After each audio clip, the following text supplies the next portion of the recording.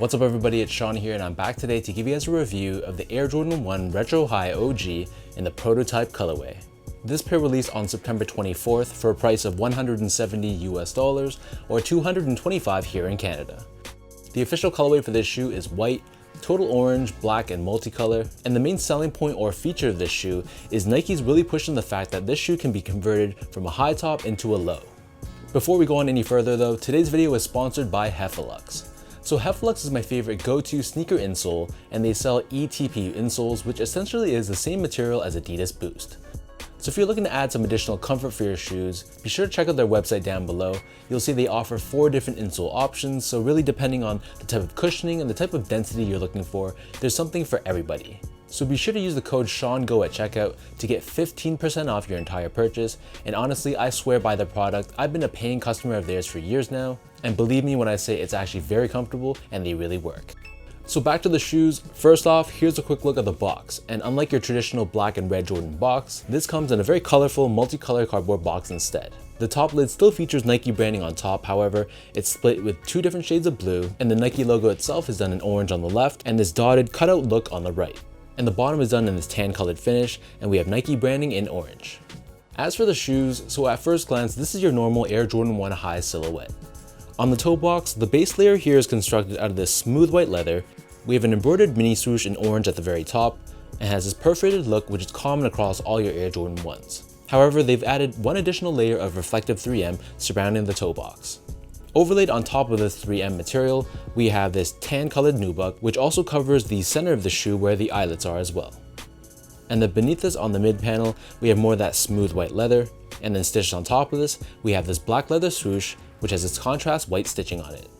Moving downwards, we have this reflective silver 3M material. Tracing along this reflective 3M surrounding the back of the shoe, we have this contrasting orange colored stitching. And then covering the side panels, we have this light blue colored nubuck with the Air Jordan Wings logo debossed on the lateral side in black. Surrounding the top portion of the ankle collar area, we have this deep royal blue colored leather, and you'll see surrounding the collar area, we have this dotted finish, which basically acts as a guideline telling you where you should cut if you want to convert this high top into a low. I've seen some people on the internet convert this into a low top, and to be perfectly honest with you guys, it looks pretty ugly. So in my opinion, I would definitely just leave it as a high top. And then finishing off the look of the sneaker, surrounding the bottom of the back heel, we have more of that smooth black leather that we saw earlier on the swoosh, and again this has that contrast white stitching on it. For the laces, so these come standard with these flat black colored laces, but they also give you 3 extra lace options, so we have an orange colored lace, a white colored lace, and a deep royal blue one as well. And then underneath this, we have your traditional nylon tongue. This is done in this black colored finish which matches the color of the laces, and at the very top, we have this nylon tag with Nike Air branding in orange.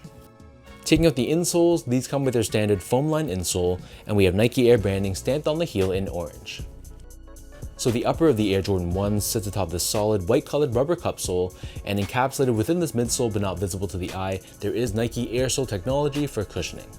And then flipping the shoe over to its bottom, here we have your standard Air Jordan 1 outsole. So this is entirely constructed out of a black colored rubber. We have this circular traction pattern on the forefoot along with Nike branding right in the center.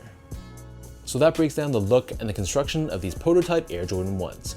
And for those wondering how these fit, to me these fit like all my other Air Jordan 1s, so for most people I'd recommend sticking true to size. Whatever size you normally wear for the Air Jordan 1 silhouette, I'd stick with that same size for this colorway, and if you've never worn an Air Jordan 1 before, again if you have narrow, normal, or slightly wide feet, I'd probably recommend sticking true to size. Unless you have really wide feet, you might feel some discomfort around this area right here, and in that case you might want to consider going up a half size. Moving on to comfort, so again these feel like any of my other Air Jordan 1s, so even though there's air technology within the shoe, honestly you can't really feel it too much. The Air Jordan 1 is a pretty stiff, sturdy, and low to the ground shoe. There's not too much from a cushioning and softness standpoint, but just for an everyday casual use shoe it's going to be okay, but don't expect too much from a cushioning standpoint. Finally, in terms of the quality and craftsmanship on this pair, so first off, the material quality wasn't the best. I felt like the leather specifically had a very stiff and almost plastic-like feel to them. So this goes from the white leather, the black leather, all of this really didn't feel the best. But in contrast, the nubucks, like on the toe box and the side panel right here, this felt much better in comparison. So generally speaking, I felt like the material quality of this shoe kind of balanced it out. So this is pretty much like your average Air Jordan 1. And from a craftsmanship standpoint, this was pretty good. I had no major complaints on my pair at all, so pretty solid job in terms of putting the shoe together.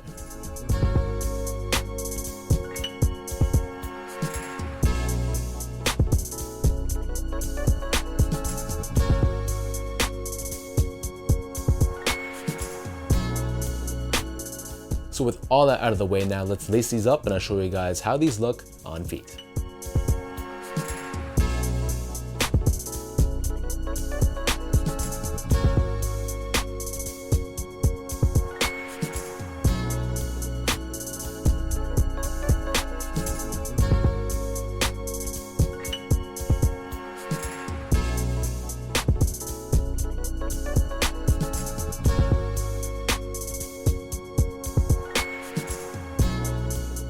Quality issues aside, to be honest, this colorway isn't that bad at all. My initial thoughts were that it kind of looks like a kid's colorway and has a sort of fun, playful vibe to it, and it kind of has a bit of a union vibe to it as well, with the mismatching lower part of the shoe in conjunction with this vibrant top portion.